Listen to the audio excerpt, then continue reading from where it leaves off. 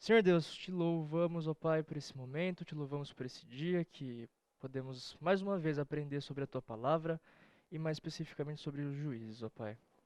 Que o Senhor possa me usar, ó Deus, para falar a tua palavra e tão somente a tua palavra, Pai. E que nós possamos sair daqui hoje eh, na mente, ó Pai, que de fato é o Senhor quem reina e nos juízes não foi diferente. Muito obrigado por tudo, é isso que eu oro. Em nome de Jesus, amém. Tudo bom, queridos? Hoje eu quero ver com vocês sobre alguns juízes, né? Eh, aula passada nós vimos um panorama geral, né, do que de fato o livro dos juízes nos expõe.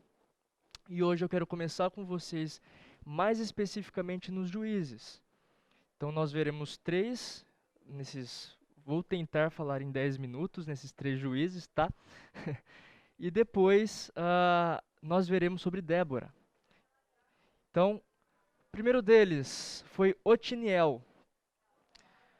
Eu vou ler rapidinho aqui para nós nos contextualizarmos. Os filhos de Israel fizeram o que era mal perante o Senhor, e se esqueceram do Senhor, seu Deus, e renderam culto aos Baalins e ao poste ídolo. Então a ira do Senhor se acendeu contra Israel, e ele os entregou nas mãos de Cusã-Risataim, rei da Mesopotâmia. E os filhos de Israel serviram a Cusã-Risataim 8 anos. Clamaram ao Senhor os filhos de Israel, e o Senhor lhes suscitou o libertador, que os libertou. Otiniel, filho de Kenaz, que era irmão de Calebe, e mais novo do que ele. Veio sobre ele o Espírito do Senhor, ele julgou a Israel. Saiu a peleja, e o Senhor lhe entregou nas mãos de Acusã, Risataim, rei da Mesopotâmia, contra o qual ele prevaleceu. Então a terra ficou em paz durante 40 anos. Otiniel, filho de Kenaz, faleceu. Tornaram então os filhos de Israel a fazer o que era mal perante o Senhor. Eu gostaria de ver com vocês o que a gente viu na semana passada também. Ver onde que está o ciclo de falhas que nós vimos na semana passada. Como a gente, para relembrar, vamos já ver aqui, enfim, e ver o que que a gente consegue. Bom, então, alguém lembra aí qual que é o primeiro, vamos dizer, estágio do ciclo de falhas? Alguém? Ninguém? Muito bom, é o pecado. Onde que está o pecado aí?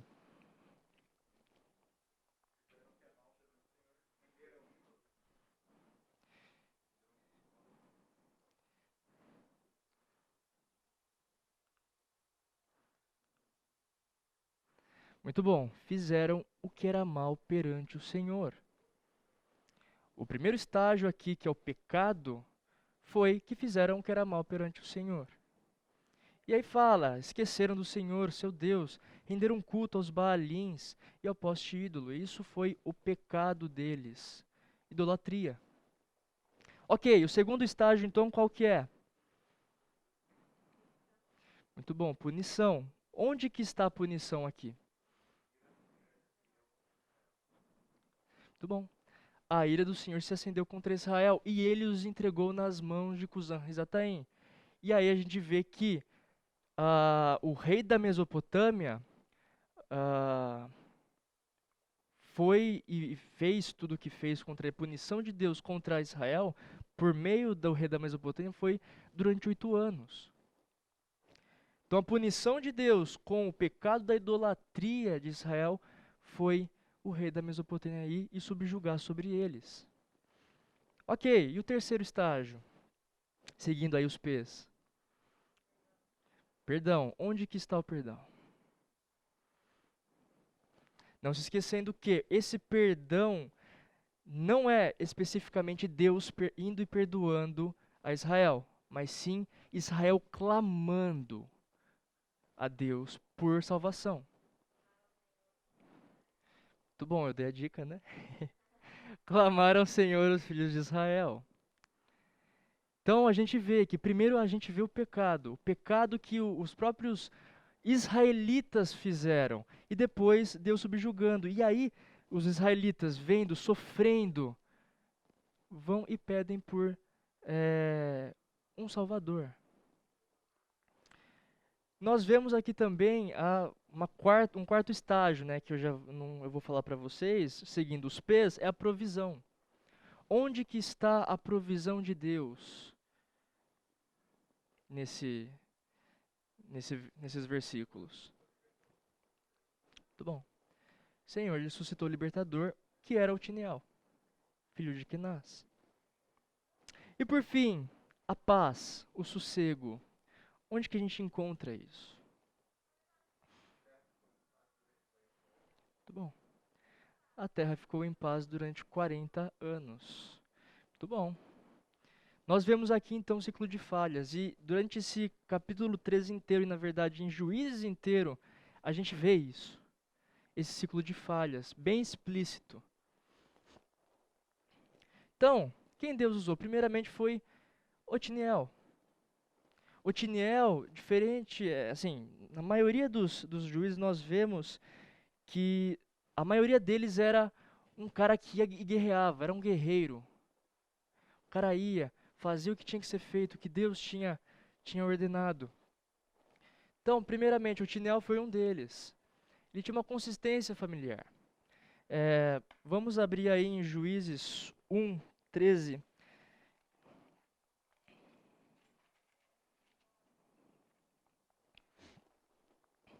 Que fala o seguinte: tomou, pois, Otiniel, filho de Kenaz, o irmão de Calebe, mais novo do que ele, e Calebe lhe deu a sua filha, Axa, por mulher.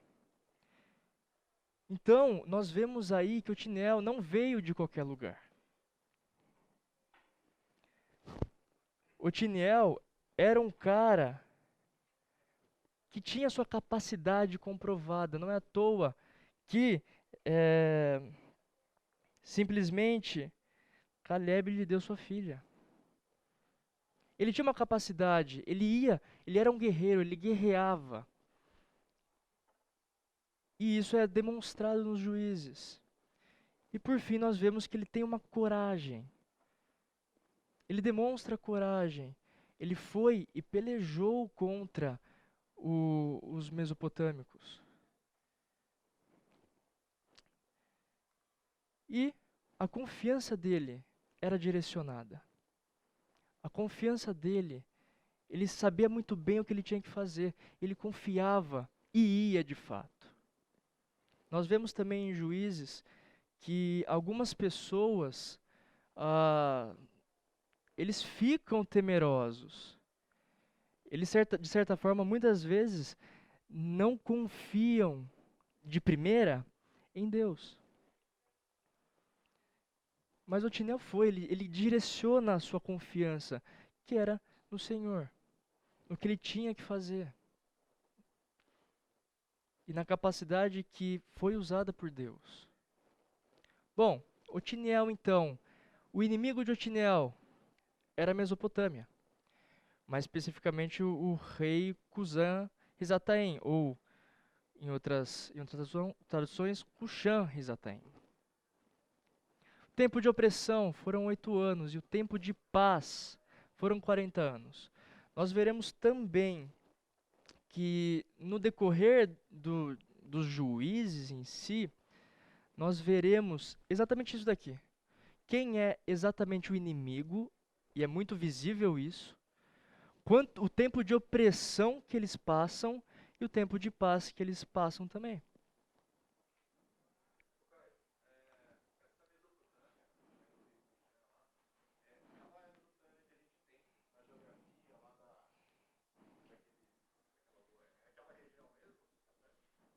Sim.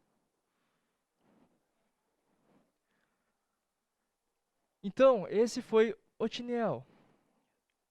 Infelizmente a gente não vai conseguir ver muitos detalhes, porque o tempo é curto, mas Otiniel, entenda muito bem, ele era um cara que tinha sua confiança direcionada. Ele tinha coragem.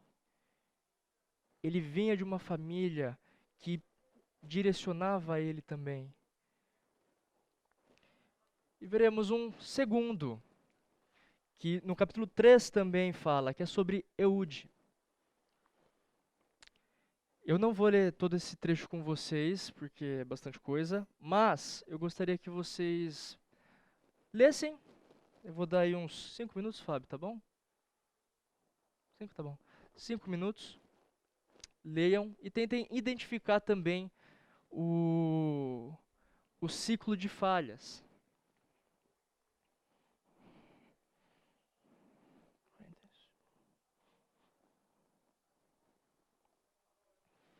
Não esquecendo que o ciclo de falhas é o pecado, a punição, o perdão ou súplica de Israel, a provisão e depois a paz.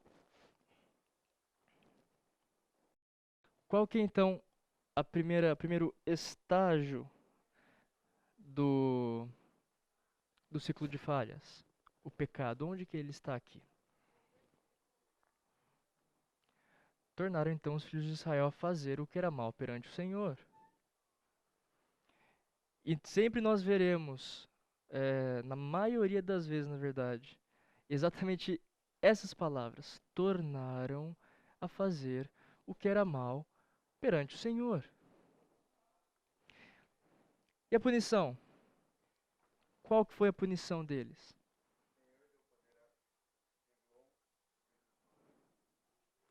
Bom, o Senhor deu poder a Eglon, rei dos Moabitas, contra Israel, e feriu a Israel. Apoderaram-se da cidade das palmeiras, e mais um pouquinho para frente, serviram a Eglon, os filhos de Israel. E foi por 18 anos. E a súplica, o perdão, onde que está aí?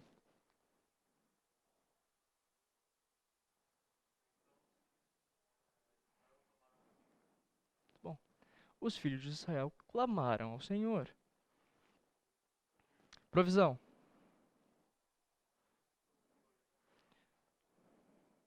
Suscitou libertador, Eude, homem canhoto, filho de Gera, benjamita. E foi por intermédio dele que enviaram os filhos de Israel tributo a Eglon, rei dos Moabitas. Ok, e a paz?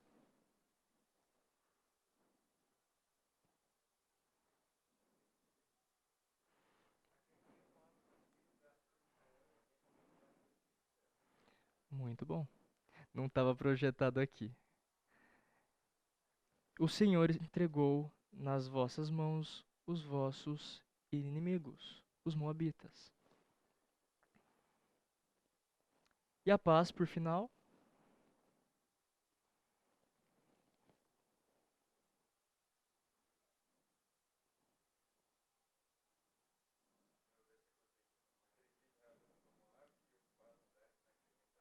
Exatamente. Moabe foi subjugado naquele dia sob o poder de Israel e a terra ficou em paz 80 anos. Ok, então, Eude. Se a gente for ver, se a gente for verificar, o povo confiava, entregava impostos. No versículo 15 do capítulo 3 nós vemos isso. Só que ele tinha uma limitação. E colocamos aqui entre aspas porque era, entre aspas, uma limitação, que na verdade nós vemos diante da história que essa limitação para Deus não é limitação. E nesse caso aqui ele era canhoto. Só que Deus deu coragem a ele. 10 mil moabitas foram subjugados. Nós vemos que ele era organizado, cauteloso. Ele via, ele analisava a situação para depois ir de fato. E muitas das vezes é algo que às vezes a gente coloca como marca de uma pessoa organizada e cautelosa.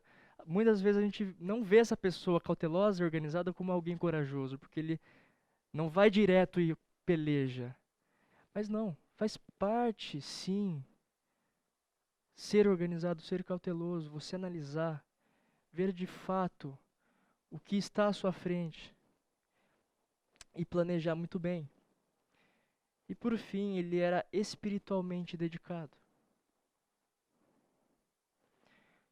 Então, queridos, o inimigo era os moabitas, mais especificamente o rei Eglon. Tempo de opressão foi por 18 anos. E o tempo de paz foram 80 anos. Ok, vamos ver então o próximo, que foi especificamente Sangar. Depois dele foi Sangar, filho de Anate, que feriu 600 homens dos filisteus, com uma aguilhada de bois. E também ele libertou a Israel. Onde é que está aí o pecado?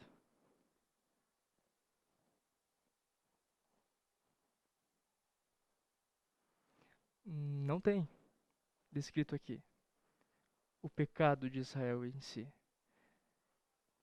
Mas isso não quer dizer que Deus não colocou um libertador. Onde que está o libertador aí?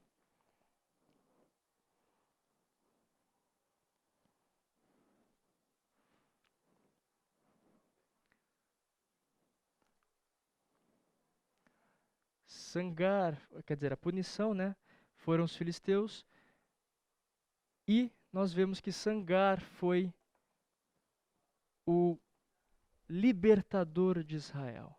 Só para explicar aqui, não fala especificamente do pecado.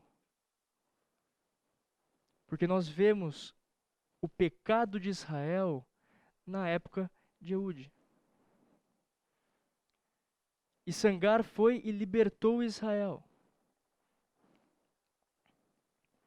Então, nesse espaço de tempo, nós vemos dois juízes libertando Israel.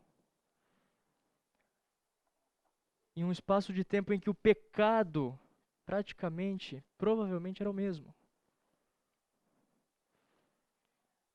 Só que dessa vez dos filisteus. Então, Sangar, o nome dele, só para curiosidade, não era hebraico. Ele era um camponês, um caipira.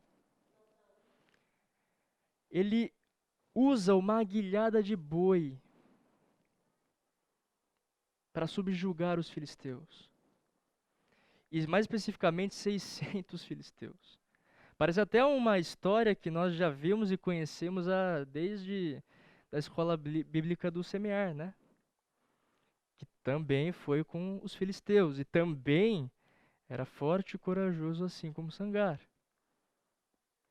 Sansão.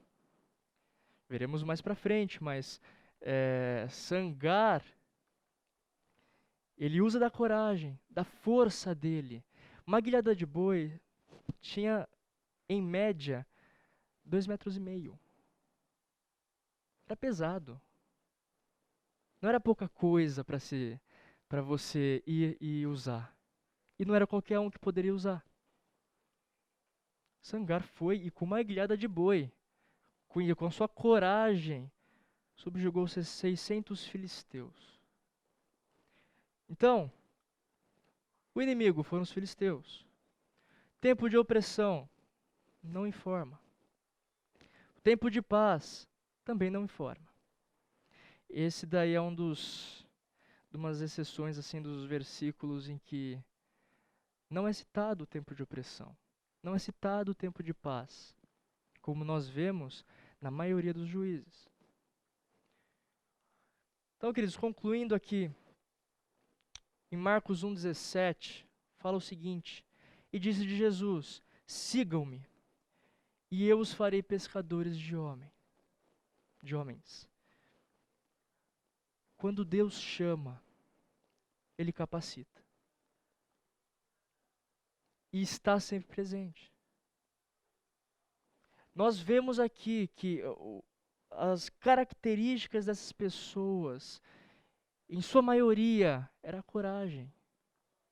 Mas também, para ir pelejar contra exércitos, precisava de confiança em Deus. Eles confiavam. Não é à toa que Jesus fala: sigam-me, e eu os farei pescadores de homens. Josué 1,9 fala assim: não fui eu que lhe ordenei, Seja forte e corajoso. Não se apavore, nem se desanime, pois o Senhor, o seu Deus, estará com você por onde você andar. Esse é um versículo famoso em Josué.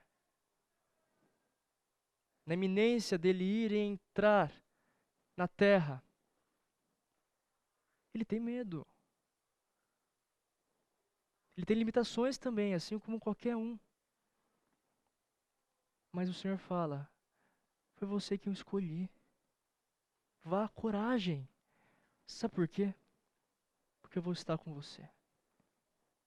Você não vai sozinho. Eu estarei com você. Isso já é suficiente. Então, queridos, esses foram os 3 primeiros juízes. Eu falhei com vocês, não consegui falar em 10 minutos, mas vamos para hoje mais um juiz. Então, lembrando aqui, né? Já lembramos, só que temos o ciclo de falhas, que é o pecado, a punição, o perdão, provisão e a paz. E mais especificamente agora, eu gostaria de ver com vocês sobre Débora, que é retratada no versículo 4 e no capítulo 4, mas no capítulo 5 nós temos um cântico que ela mesma compôs. E fala o seguinte, e isso eu já queria explicitar aqui a provisão de Deus.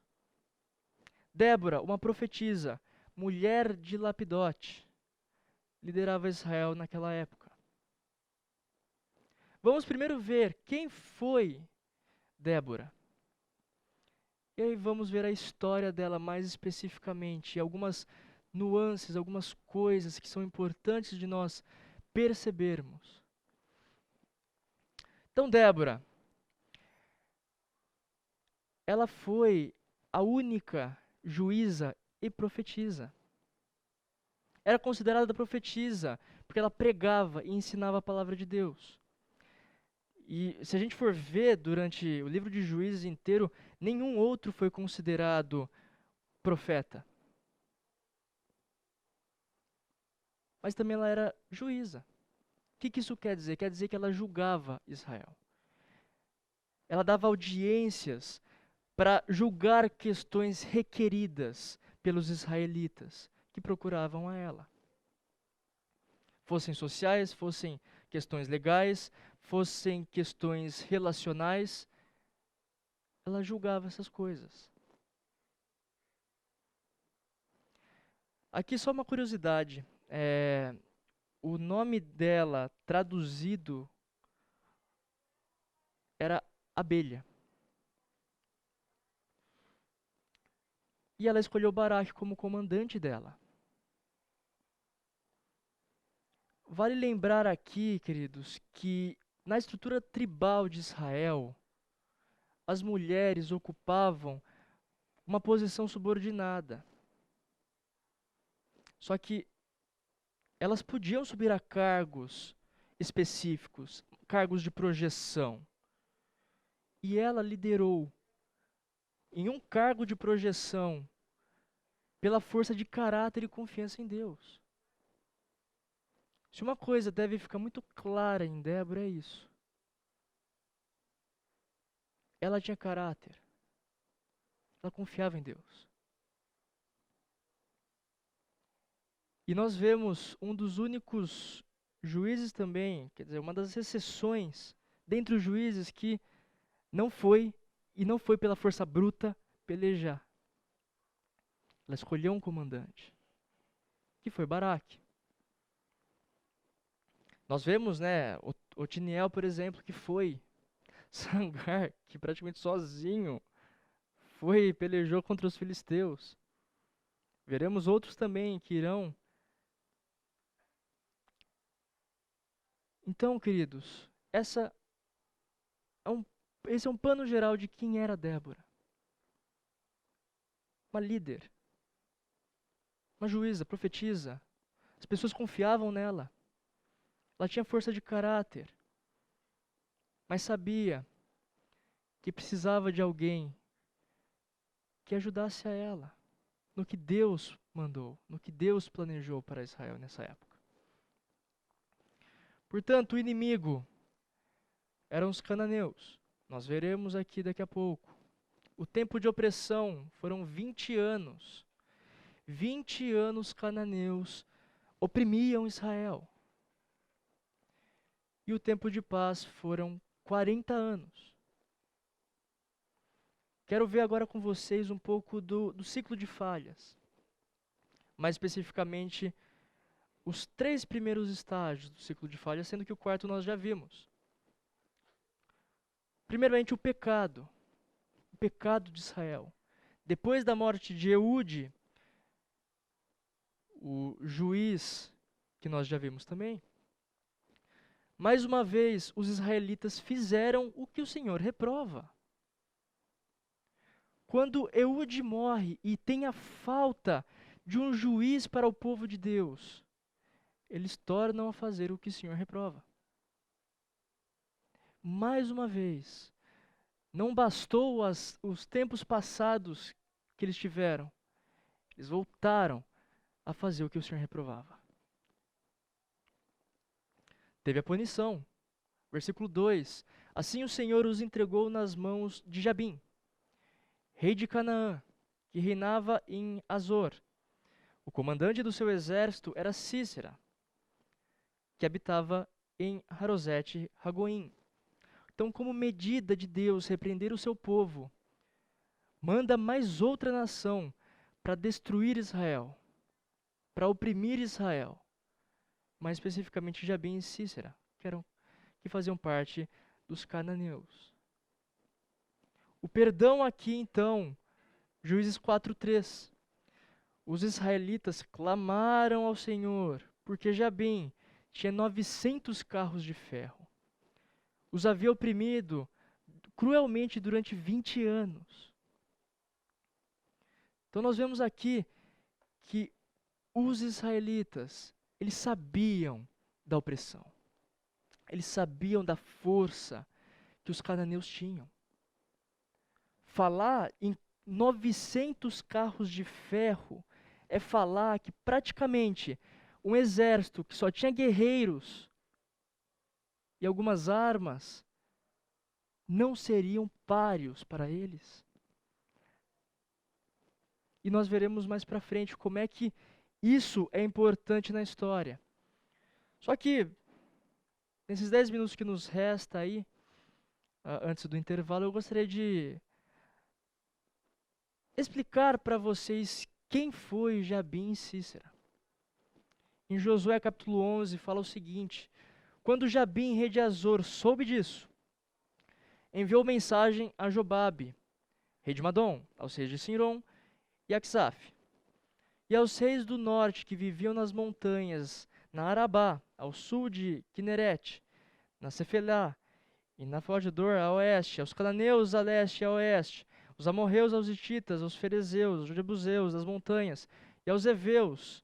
E aí fala um monte de povo aí. Saíram com todas as suas tropas, um exército imenso, tão numeroso como a areia da praia, além de um grande número de cavalos e carros.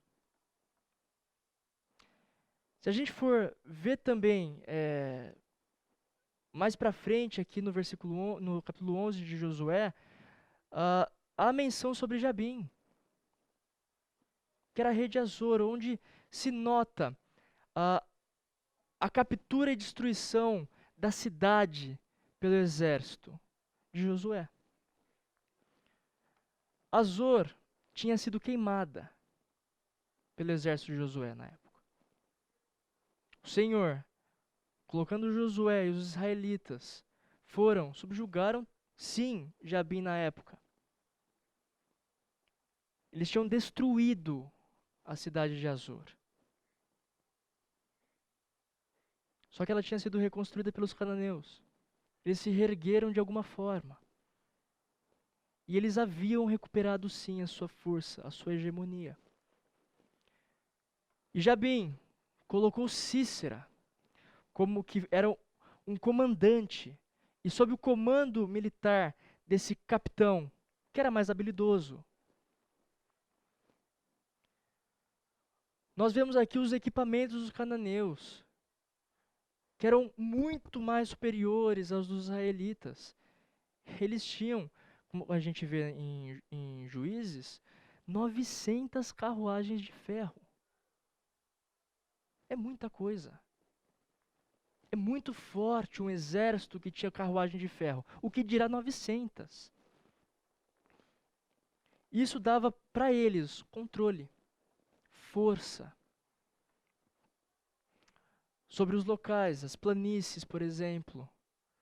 Para eles, era a melhor coisa que tinha, era guerrear em planícies, em vales, porque é onde os 900 carros de ferro poderiam passar. E ninguém jamais conseguiria derrotar um exército assim.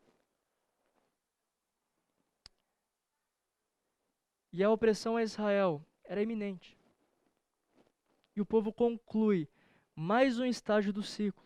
Eles clamam ao Senhor por alguém que salve. Porque eles sabem, eles conhecem esse exército. Eles conhecem muito bem os cananeus. Eles sabem que esses cananeus são fortes.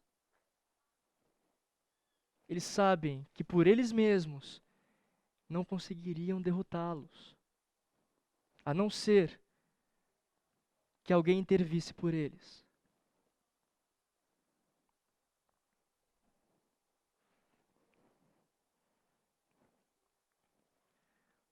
Temos então uma convocação.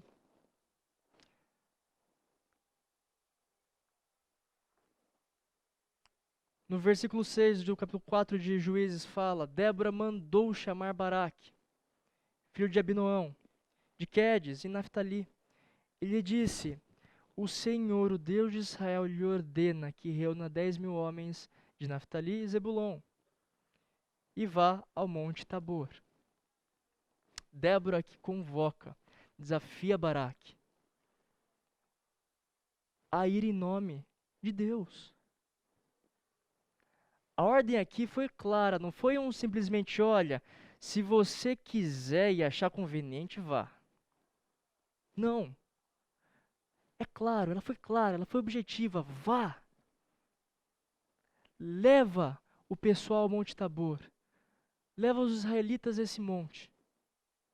O levar significa aqui retirar, estender. Sugere uma formação militar solta em que você vai estender o seu grupo militar. E seria uma medida adotada, sim, por soldados mal armados, ansiosos por escapar de serem vistos. Então o plano aqui é o seguinte: a gente vai estar lá. Por mais que, comparado com eles, nós somos muito inferiores, por mais que comparados a eles, nós somos mal armados, nós iremos. Nós iremos. E aí que está algo que é impressionante na liderança de Débora, e algo que nós também devemos adotar. Ela não fala, olha, vá, faça exatamente essa formação militar, porque você e seu exército são bons. Não. No versículos passados a gente vê, vá, porque é em nome de Deus que você vai guerrear. Você não vai pela sua força, você não vai pela sua confiança em si mesmo, mas pela confiança no que o Senhor pode fazer. Tá, mas o exército é imenso. Não dá para fazer, a opressão é imensa. O desafio é imenso. É quase impossível de conseguir. Ok. Vá. Vá, isso não importa. Porque é o Senhor que vai guerrear. É o Senhor que vai estar. Da mesma forma, nós. Poxa, mas o que o fulano de tal no trabalho está me falando para fazer é quase impossível. Eu não tenho tempo praticamente para isso. Cara, vai e faça com excelência. Putz, mas se ele pedir alguma coisa que a palavra não me manda fazer, eu vou ser demitido. Ok. Seja corajoso e fiel ao Senhor para fazer isso. Sabe por quê? Porque você está com o Senhor. O Senhor está contigo. É o Senhor que vai te ajudar nesse aspecto. É o Senhor que controla. Ele é o soberano. Essas eram mentalidades de Débora.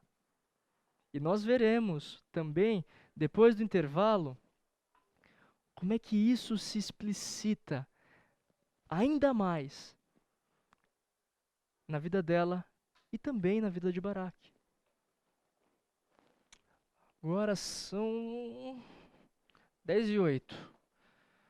Uns 10 minutinhos de intervalo, tá bom? Pode ser? E depois nós voltamos. Vamos lá então, queridos. Voltando então à história. Até então nós vimos o que era o exército de Jabim e Sísera. Vemos também a convocação de Débora, que convocou Baraque para ser o seu comandante do exército de Israel. E agora vamos ver um pouco para os geógrafos de plantão. Acho que o Concon não tá aí, né? Putz, eu não vou conseguir fazer a zoeira. Vamos combinar o seguinte então, quando ele chegar, eu vou começar a zoeira, pode ser? Fechou então. Então, para os geógrafos de plantão ainda assim, nós vamos ver o que era esse Monte Tabor.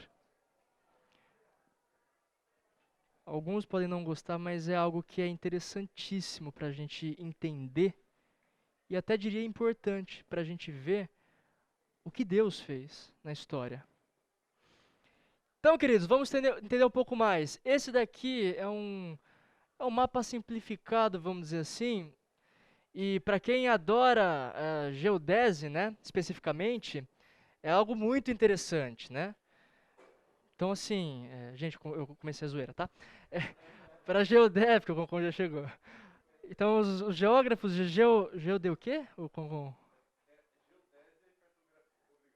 Então tá bom. Se qualquer pergunta mais específica, eu Concon, tá, gente? Eu sou um mero reprodutor. Nós vemos aqui esse mapa dos rios, né? Então vemos aqui o Rio Jordão, o Mar Morto, e nós vemos o Mar da Galileia. Os versículos passados dizem sobre o Monte Tabor, que fica ao lado do rio Quizon. Portanto, gente, o Monte Tabor, o ponto escolhido por Débora para ficar lá, para estender o seu exército, foi exatamente, quer dizer, exatamente é difícil falar, né? Mas mais ou menos aqui, ó. Essa parte aqui entre o Mar da Galileia e o rio Quizon. Mais ou menos aqui. Esse é o Monte Tabor. O Monte Tabor está localizado aí. E esse foi o ponto escolhido por Débora. Só para vocês entenderem o que é esse Monte Tabor, tá? É isso aqui, ó. É um monte literalmente bem alto. Uma montanha. E esse local evitaria qualquer confusão da parte dos israelitas a caminho de uma reunião militar. Eles chegariam e simplesmente ninguém conseguiria falar, putz, tem um exército lá. E agora vem a parte interessante, que exatamente a planície desse rio Quizon é onde fica Monte Tabor. As planícies do rio Quizon eram conhecidas por ter enchentes devastadoras em época de chuva. Então, você tinha tanta enchente na época chuvosa que você não conseguia passar por lá. Era quase impossível. E essa estação chuvosa, eram advindas de tempestades avassaladoras. que normalmente vinham após a estação normal das últimas chuvas de abril e maio. Provavelmente esta foi a época da batalha entre os israelitas e cananeus. Especificamente, na época onde poderia ter uma tempestade e poderia ter uma enchente avassaladora. Portanto, entendidos isto, vamos voltar para a convocação. E Débora continua: ele fará que Sísera, o comandante do exército de Jabim, vá atacá-lo com seus carros de guerra e tropas junto ao rio Quizon e os entregará em suas mãos. A estratégia aqui então era atrair Sísera e o exército de Sísera para mais uma armadilha. Se Débora sabia, e nós vamos ver mais para frente, que teve uma tempestade e que teve uma enchente a ponto de anular o exército de Sísera, não dá para afirmar 100% que Débora sabia especificamente sobre isso. Só que ela sabia, Deus entregará em suas mãos. Confia. Vá. Seja corajoso, porque Deus vai entregar nas suas mãos. Sísera aqui escolheu um lugar maior, porque para os seus carros de guerra era o melhor. Planícies, né? Só que a planície que ele escolheu era a planície do Monte Tabor. Planície junto ao rio Quizon. É uma planície que pode ter enchentes. Só que ele foi. Ele escolheu esse lugar e foi. E os israelitas estavam lá, esperando o exército de Sísera. E nós sabemos que isso foi a sua ruína.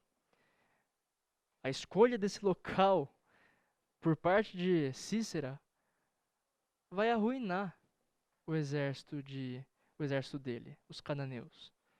Porque ele não sabia que Deus iria guerrear contra eles.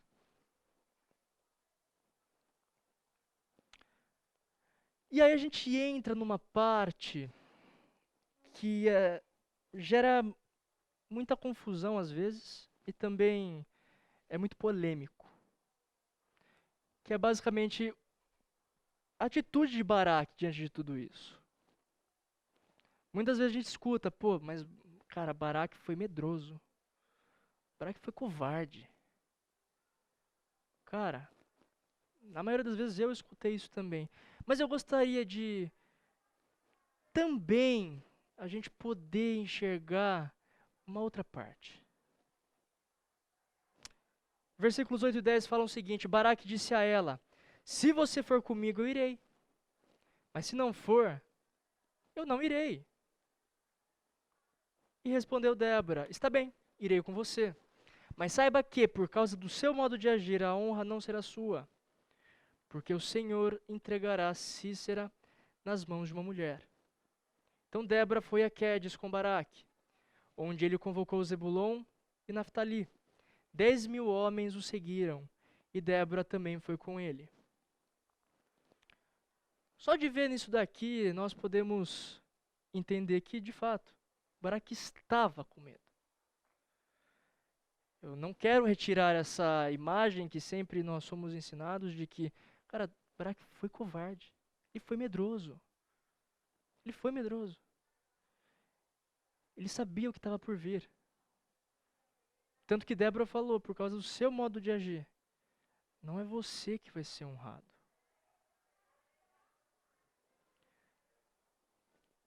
Mas também, lembremos do contexto.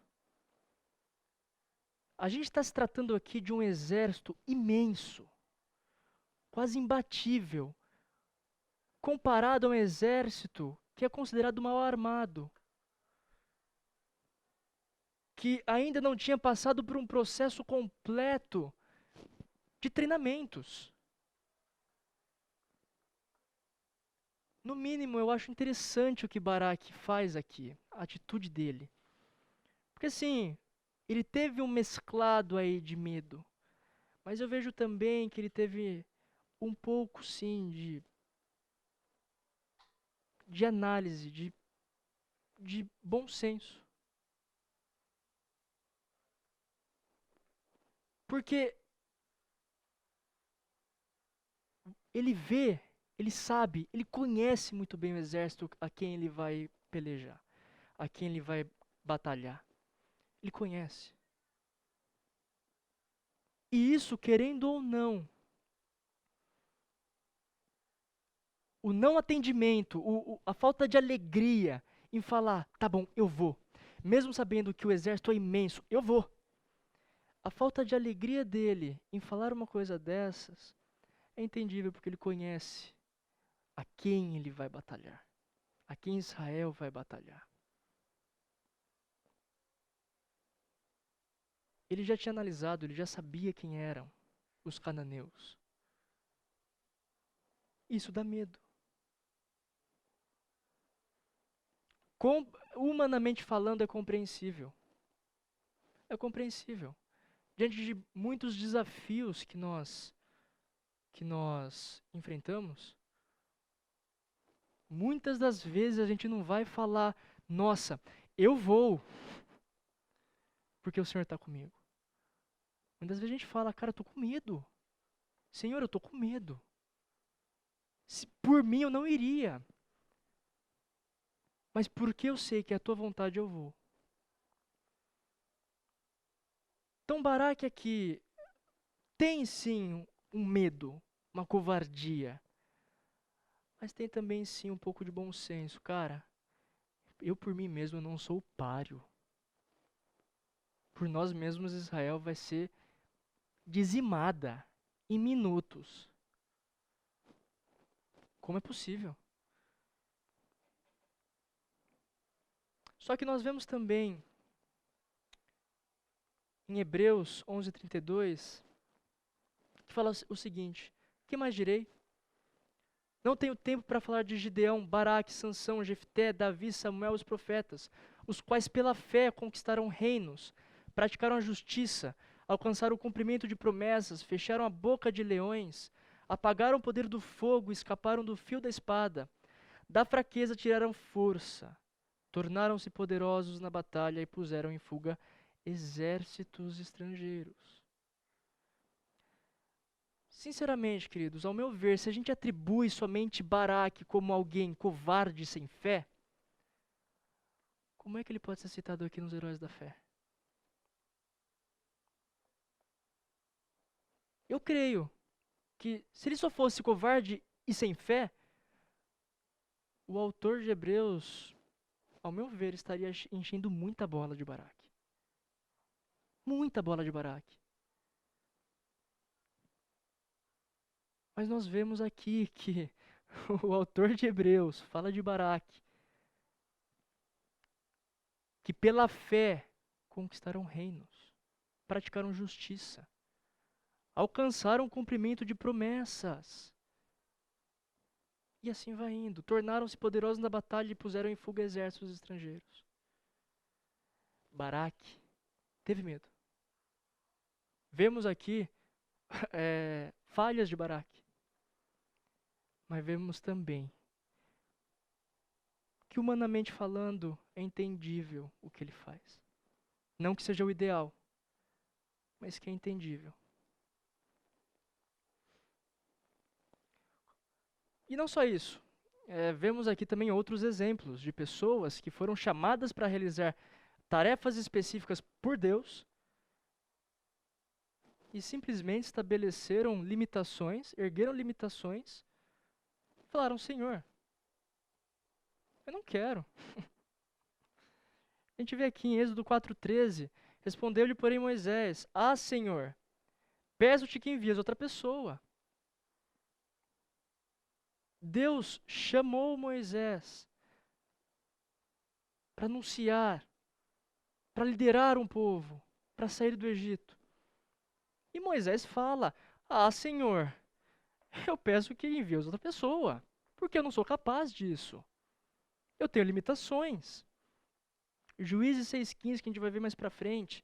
Ah, Senhor, respondeu Gideão, como posso libertar Israel? Meu clã é o menos importante de Manassés, e eu sou o menor da minha família. Nós veremos mais para frente que Deus fala, vá.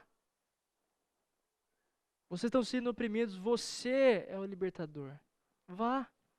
Ele fala, ah, Senhor, como que eu, sendo o menor de todos, e o menos importante é o meu clã, como que eu posso fazer uma coisa dessa? Grandiosa? Não tem como. Em Jeremias, o próprio Jeremias, ao ser chamado para profetizar, ele mesmo fala, mas eu disse, ah, soberano Senhor, eu não sei falar, porque eu ainda sou muito jovem. O profeta Jeremias, quando foi chamado, ele falou, Senhor, eu não consigo, eu sou muito jovem. Eu não sei falar, eu não tenho experiência para falar uma coisa dessas. O que a gente não percebe, queridos, é que os grandes homens, eles entendem muito bem a sua pequenez e incapacidade pessoal. Diante de um chamado de um Pai soberano, grandioso.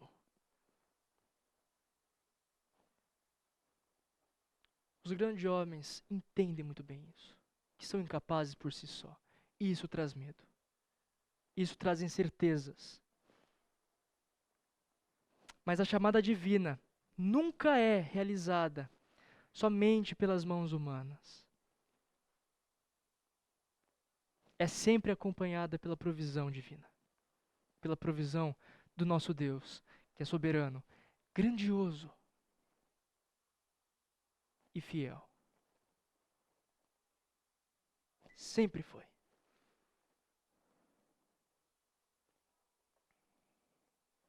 Baraque foi um desses caras. Baraque foi um desses grandes homens. Entendia sua pequenez diante da situação, da circunstância. Teve medo. 2 Coríntios 3, 4 a 6 fala o seguinte: tal é a confiança que temos diante de Deus, por meio de Cristo. Não que possamos reivindicar qualquer coisa com base em nossos próprios méritos, mas a nossa capacidade vem de Deus. Ele nos capacitou para sermos ministros de uma nova aliança, não da letra, mas do Espírito, pois a letra mata, mas o Espírito vivifica. Paulo se refere aqui a todos os que são chamados para o serviço de Deus. O que nós podemos então ver aqui de Baraque? Primeiro, Baraque demonstra que ter fé é ouvir a Deus em cada estágio da vida, em cada circunstância da vida. Ele teve medo. Ele entendia muito bem o que ele tinha que fazer. Isso causava medo. Mas no fim ele foi. No fim ele foi, guerreou e foi vencedor. Segunda coisa que Baraque demonstra é que mostrar coragem diante das situações mais sombrias é importante. Do ponto de vista humano, é impossível.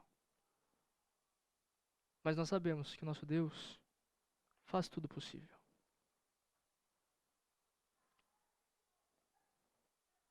Baraque, ele vai à luta. Mesmo sabendo que a derrota seria praticamente certa, do ponto de vista humano. Mas ele mostra caráter, ele mostra coragem, ele mostra fé, no final das contas. E terceiro, ser humilde. Baraque demonstra o que é ser humilde e não buscar honra própria. Ele ainda assim obedece a Deus.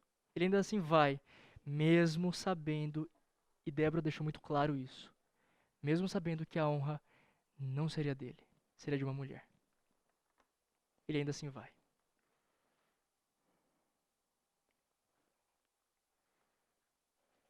E que mais pra frente, não, a vitória não vai ser dada pela líder dos israelitas na época, Débora.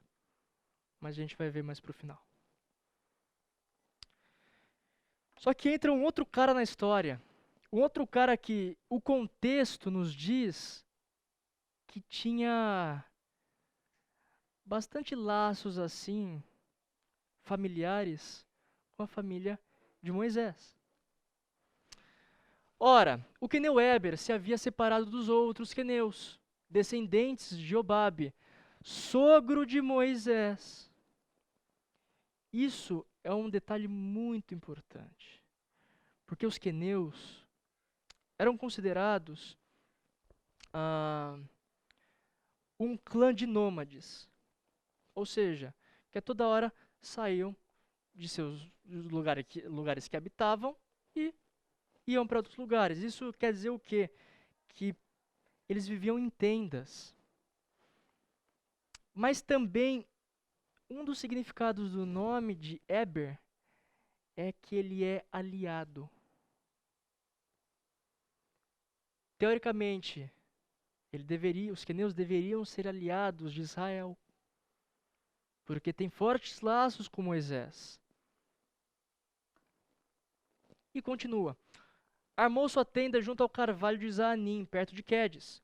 Quando disseram a Cícera que Baraque, filho de Abinoão, tinha subido ao monte Tabor, Cícera reuniu seus 900 carros de ferro e todos os seus soldados de Arosete-Ragoim ao rio Quizon. Alguém foi e falou, deu informações a Cícera que os israelitas estavam naquele monte específico.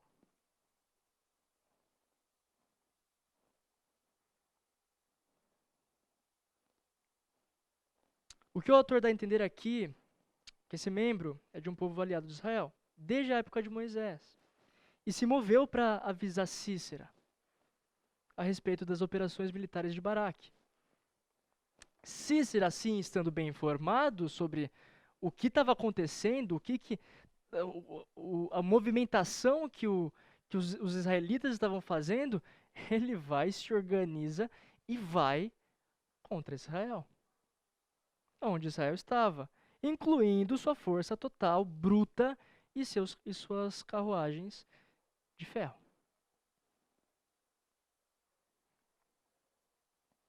E aí isso nos leva à batalha no Monte Tabor. Isso nos leva ao que aconteceu. E Débora disse também a Baraque: vá, este é o dia em que o Senhor entregou Cícera em suas mãos. O Senhor está indo à sua frente.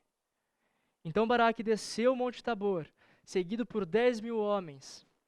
Diante do avanço de Baraque, o Senhor pela espada derrotou Cícera e todos os seus carros de guerra e o seu exército, e Cícera desceu do seu carro e fugiu a pé. Baraque perseguiu os carros de guerra e o exército até Harosete-Ragoim.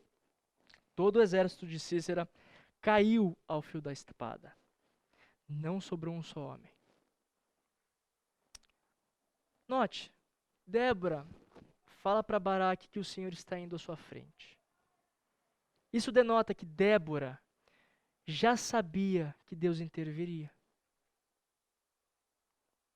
Provável que também ela sabia que uma tempestade viria e que simplesmente isso nulificaria o ataque de Cícera. Algo interessante, uma curiosidade só para a gente se situar. Deus era mencionado nessa época como o Deus das tempestades. Ou seja, isso quer dizer que se você falasse para o israelita sobre Deus, ele falava: o Senhor é o Senhor também das tempestades. E algo interessante também é que esse conceito de o Senhor das tempestades, o Deus das tempestades, não era só atribuído a Deus. Mas nós vimos na semana passada que Baal também era considerado como um deus, e um deus das tempestades que cavalgava as nuvens.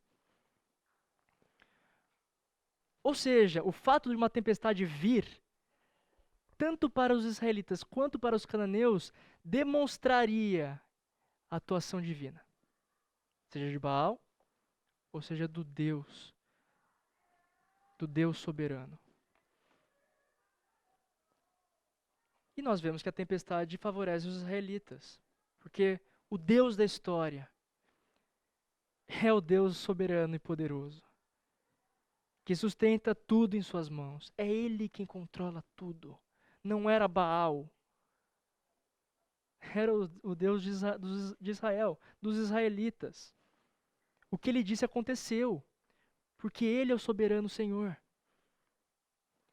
E Débora demonstra esse exemplo rico de liderança porque ela confia em Deus. Ela conhece muito bem quem Deus é. Ela sabe que mesmo nas piores circunstâncias possíveis, o Deus de Israel é o Deus soberano e poderoso e que está ao lado deles. A liderança, queridos, ela não se baseia nos nossos feitos e merecimentos. Por mais que atribuam isso a nós, mas não é. A liderança se baseia na dependência que nós temos em Deus. Que a liderança se baseia nessa dependência diária, no dia a dia, que é onde as piores circunstâncias virão. Débora é um exemplo incrível disso.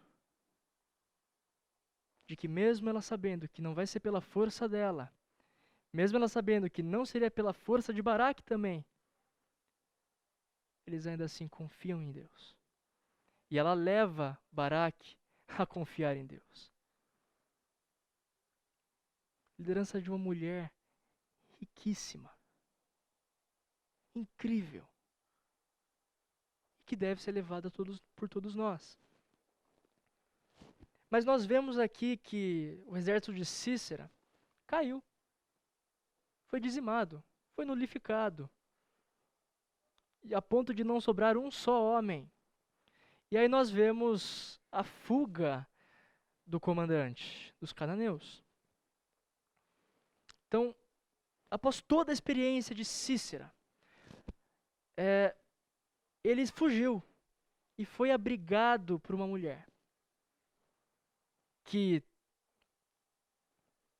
se não é irônico o suficiente, era a mulher de Eber. E fala o seguinte: Cícera, porém, fugiu a pé para a tenda de Jael, mulher do queneu Eber, pois havia paz entre Jabim, rei de Azor, e o clã do queneu Eber. Jael saiu ao encontro de Cícera e o convidou: venha, entre na minha tenda, meu senhor. Não tenha medo. Ele entrou e ela o cobriu com um pano. Estou com sede, disse ele. Por favor, dê-me um pouco de água. Ela abriu uma vasilha de leite feita de couro, deu-lhe de beber e tornou a cobri-lo. E Cícera disse à mulher: fique à entrada da tenda. Se alguém passar e perguntar se há alguém aqui, responda que não.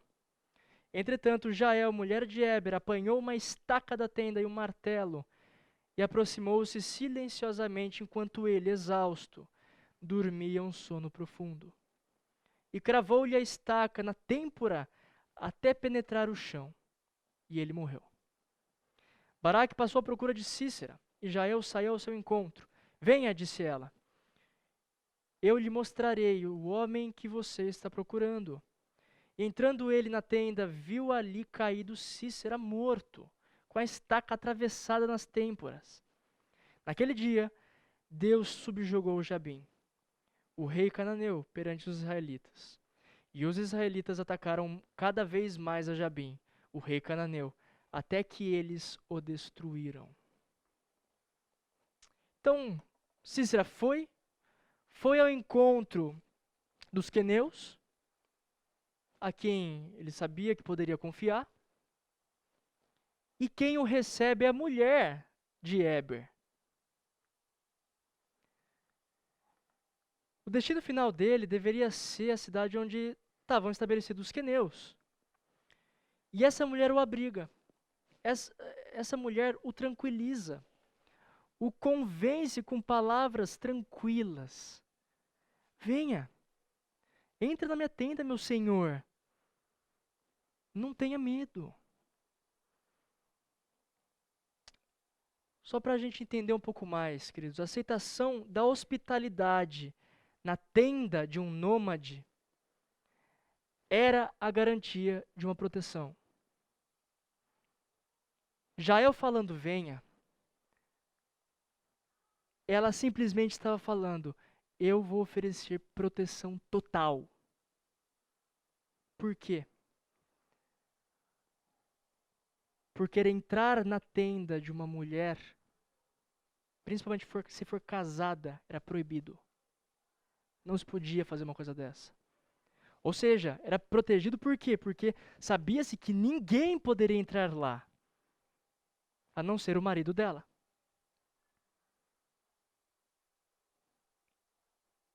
Então, o comandante ele estava exausto.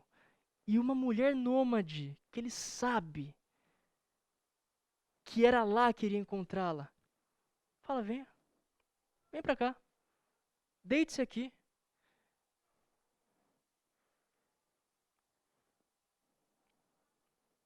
E depois da caída de sono de Cícera, é aí que ele é derrotado. Pelas mãos de uma mulher, que não era Débora, que era Jael. Mesmo também com Cícera fugindo, o Senhor colocou a pessoa certa, no momento e local certo. Colocou a pessoa certa, Jael. Colocou no momento certo, quando ele estava destroçado física e psicologicamente. E no local certo, numa tenda de uma mulher casada, onde ninguém mais, nenhum homem poderia entrar, senão o seu próprio marido.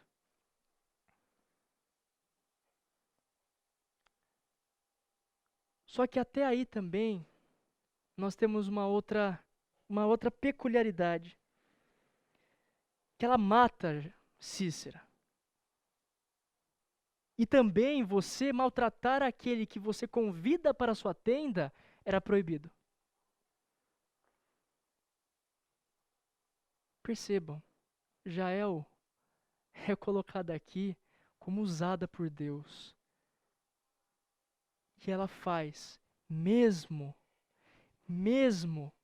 que para a sociedade, após esse ato, ela fosse repugnada completamente.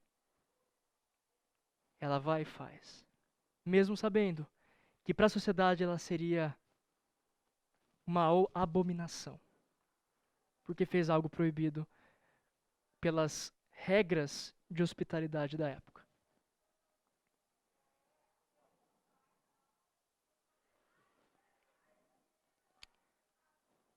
Nós vemos aqui então, queridos, instrumentos.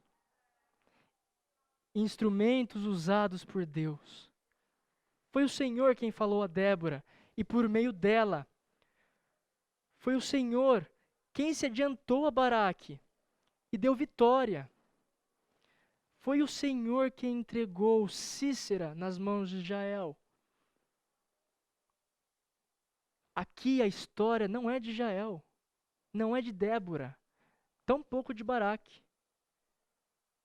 A história é de um Deus que é libertador, agindo de acordo com a sua vontade, e não segundo as ações ou méritos do seu povo. Aliás, nunca poderia ser, porque os méritos e atitudes do seu povo, até então, era de reprovação por Deus. E constante ainda por cima, porque entra e sai juiz, eles voltam a fazer o que Deus reprovava. É Deus quem merece toda a glória nessas histórias. Ser usado por Deus é um privilégio e não um motivo para nós acumularmos glória. Nosso serviço na igreja, na faculdade, no trabalho, onde a gente for e estiver, se o serviço a Deus é um privilégio dado por Ele.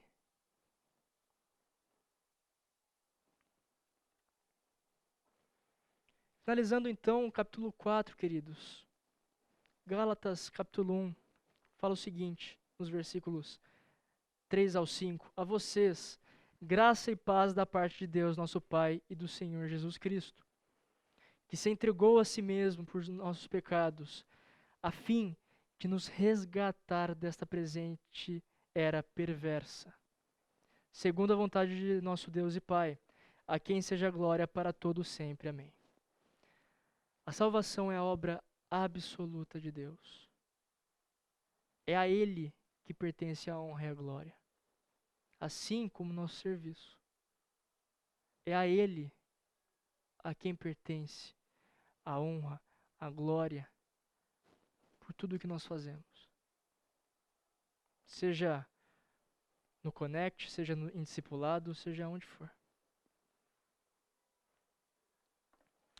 Teríamos aqui ainda um pouco do capítulo 5, que é sobre o cântico de Débora. Só que nós estamos em horário avançado, faltando 5 minutos para acabar. Fábio, a gente conseguiria colocar um tempinho da semana que vem para o cântico?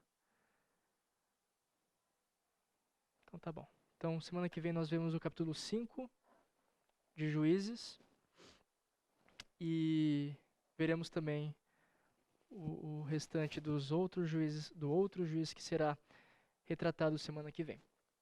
Perguntas? Comentários?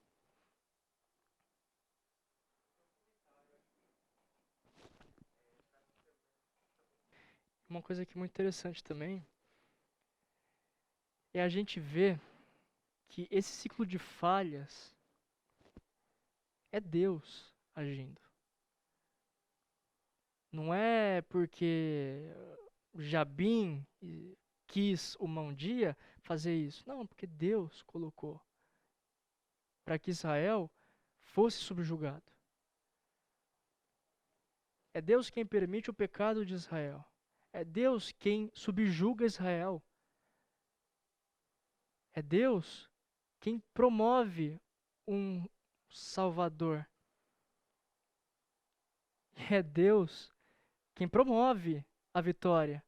E é Deus quem promove essa paz que eles têm depois.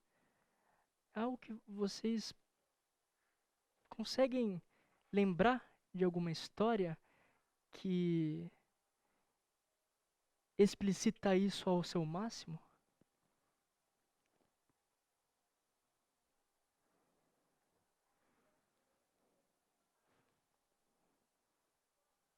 Quem que promove o Salvador? Quem que promoveu a salvação a todos os crentes? Por meio de um Salvador, que nós conseguimos hoje ter a paz e vitória sobre o pecado, por causa de Cristo. Uma coisa muito interessante nos juízes é que os juízes, eles demonstram em sua ação, mesmo que finitamente falando, eles demonstram algo, um plano muitíssimo maior de Deus lá na frente. É como se hoje para nós, vendo, Deus estivesse falando aqui o seguinte, na época, vocês vão ter a salvação. E isso é uma ação minha. E que está prometida lá na frente. Que foi prometida desde Adão e Eva. Isso que é o mais interessante nos juízes também. Exemplifica, mesmo que finitamente falando, o plano de salvação que ele nos trouxe e nos deu por mérito dele e não nós. Ok. Concon, pode orar pra gente finalizar, por favor? Amém. Valeu, pessoal. Valeu aí pelo tempo. Bom domingo a todos.